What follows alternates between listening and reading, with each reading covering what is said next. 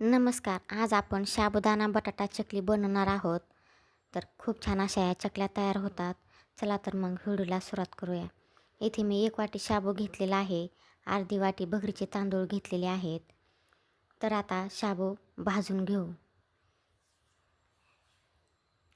5-6 मिनटं शाबू आपल्याला फुलेपर्यंत भाजून घ्यायचा आहे.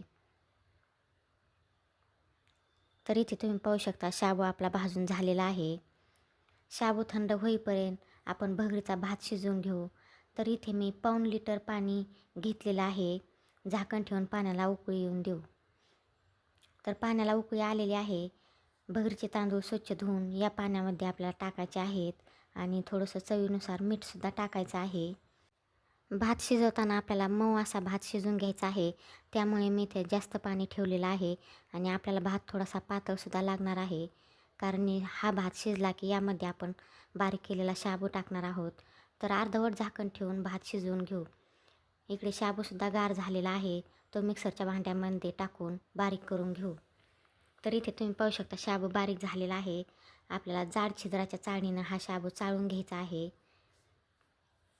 तर चाळून घेतलेला शाबू इथे भातामध्ये आपल्याला टाकायचा आहे. तुम्ही पाहू शकता पातळ असा आपला भात तयार झालेला आहे. आता या भातामध्ये गरम गरम भात आहे त्यामध्येच आपल्याला शाबू टाकायचा आहे आणि मिक्स करून घ्यायचं आहे. इथे मी गॅस बंद केलेला आहे. तर गॅस बंद करून आपल्याला यावर झाकण ठेवून 15 मिनटे हे असंच ठेवायचं आहे.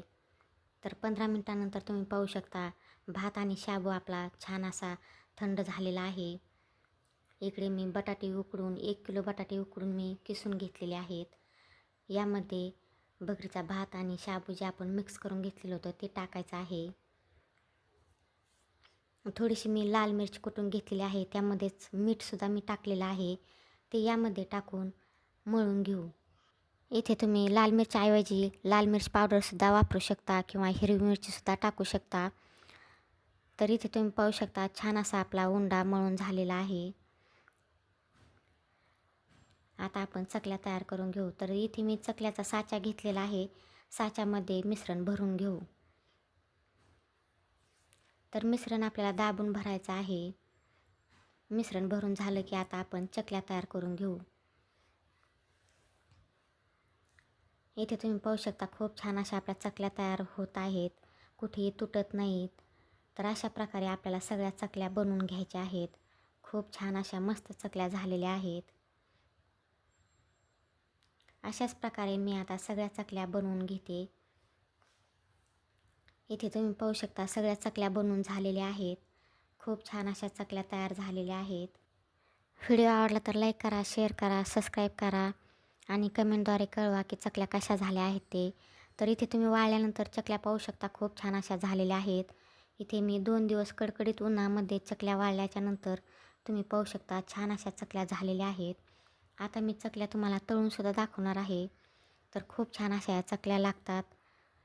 तर इथे मी थोडंसं तेल तापवण्यासाठी ठेवलं होतं. चकली टाकल्यानंतर तुम्ही पाहू शकता चकली छान अशी आपली फुललेली आहे. खूप छान अशी मस्त चकली तयार झालेली आहे. चला तर मग पुन्हा भेटूया पुढील एका अशाच रेसिपीमध्ये.